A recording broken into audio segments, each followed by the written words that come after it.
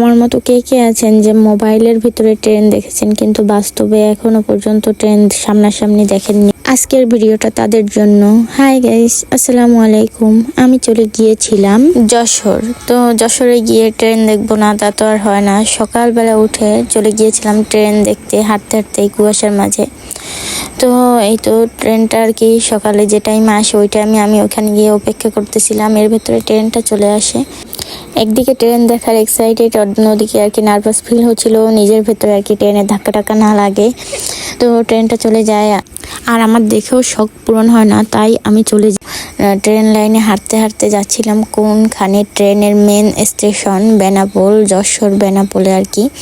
তো ট্রেন লাইনে আর কি হাঁটতে হাঁটতে যাচ্ছিলাম। তো আমার মতো কে কে মনে করেন যে ট্রেনের দুই সাইডে দুইটা আর কি ইঞ্জিন থাকে, এক সাইডে থামে আর এক সাইড দিয়ে চালায়, আর এক সাইডে থামে আর এক সাইড দিয়ে চালায়। আমি আগে ওটাই ভাবতাম যে ট্রেন মনে হয় দুই সাইডে দুইটা মাথা থাকে আর কি, মানে দুইটা মাথা না কি বলে আমি জানি না। তো ওই তো দেখতে পাচ্ছেন ট্রেন থামার পরে এক সাইড দিয়ে আর কি ওই ট্রেন যে সাইডে ইঞ্জিন থাকে ওই সাইডটা আর কি ঘুরে আসছে। ঘুরে আসার পর আবার ওই পিছনে আর কি সামনের দিকে আসার পর পিছনে আবার ব্যাক করে চলে যায়। আমি একটু দূরে ছিলাম এই কারণে আর কি জুম দিয়ে ভিডিওটা করা, আমি অত ধারে ছিলাম না। তো ট্রেন লাইনে যাওয়ার সময় ট্রেনের আর কি দেখার আমার খুবই ইচ্ছে ছিল ট্রেন।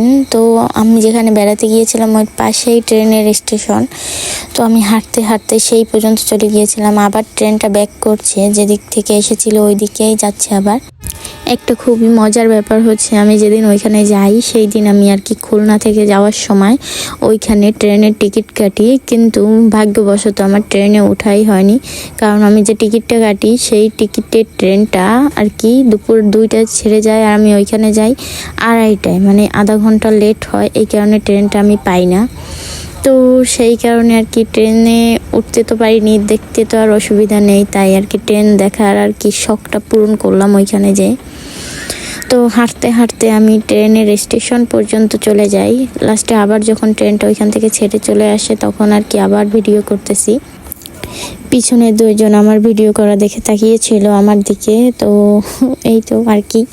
কিন্তু গাইজ ট্রেনে ওঠার শখ তো এখনো রয়ে গেছে, দেখার শখ না হয় পূরণই হলো, উঠতে তো আর পারলাম না, সেই শখটা তো রয়েই গেল। দেখি আবার কবে উঠতে পারি, চেষ্টা করব। তো ভিডিওটা এই পর্যন্তই, বাই বাই।